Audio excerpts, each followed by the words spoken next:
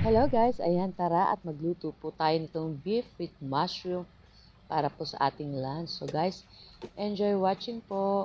So kung bago pa lang po kayo sa aming page, ayan, huwag niyo po sana kalimutan mag-follow para palagi po kayong updated sa aming mga bagong video na i-upload.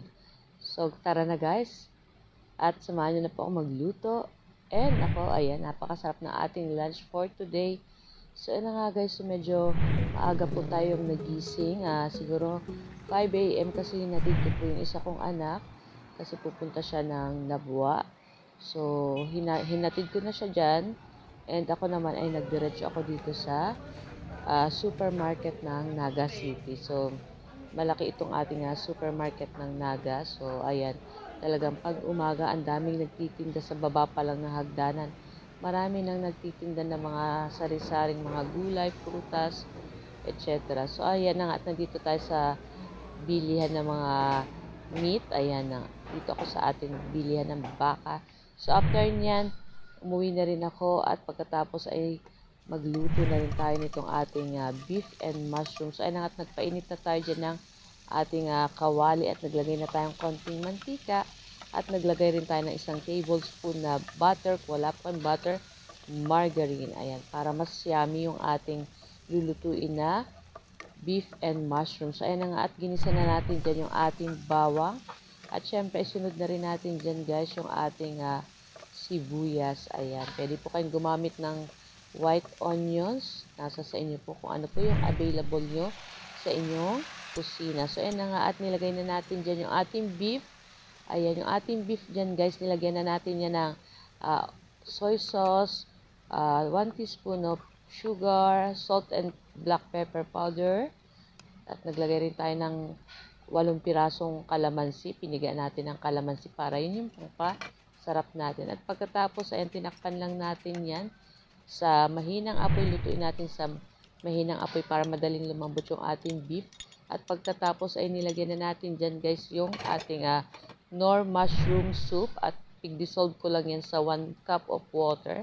And then halu-haluin lang natin para mag-combine yung lasa ng ating mga sangkap na nandyan. So after niya nilagay ko na rin yung isang latang large na mushroom, yung pira-piraso na siya guys. And pagkatapos naglagay ako ng 3/4 cup ng all-purpose cream. Ayan, pwede po kayong gumamit kahit anong brand. Ang importante ay syempre magiging masarap itong ating niluluto. So, ayan na, at halu-haluin lang natin po yan, guys. At tatakpan uli natin yan ng mga ilang minuto pa. At pagkatapos ay ayan na nga. At pag ganito na yung itsura niya, pwede na natin patayin yung apoy. At malambot na rin yung ating beef dyan. Talagang niluto lang natin yan ng mahigit 1 oras sa mahinang apoy. Ayan, para madali pong lumambot yung ating baka. So, ayan na nga. At patayin na natin dyan guys yung ating apoy at luto na rin to guys. So, kayo po ba guys, ano po ang inyong lunch today? Ayan, share nyo naman.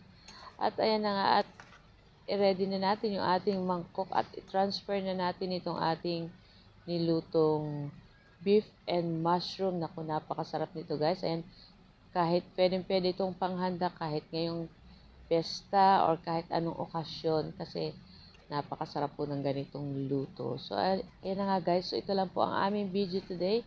Sana po ay nag-enjoy kayo. Huwag niyo po sanang kalimutan mag-like, mag-comment at syempre pa-share na rin po ng ating video. So guys, tara na at samahan niyo na po kayong kumain ng aming lunch. Thank you for watching guys. Ayan, see you next video again. Ciao! Kainan na. Excited na naman ito ang aking 3 sons pagdating galing school. Ubus na naman ang isang kalderong kanin nito guys. Thank you!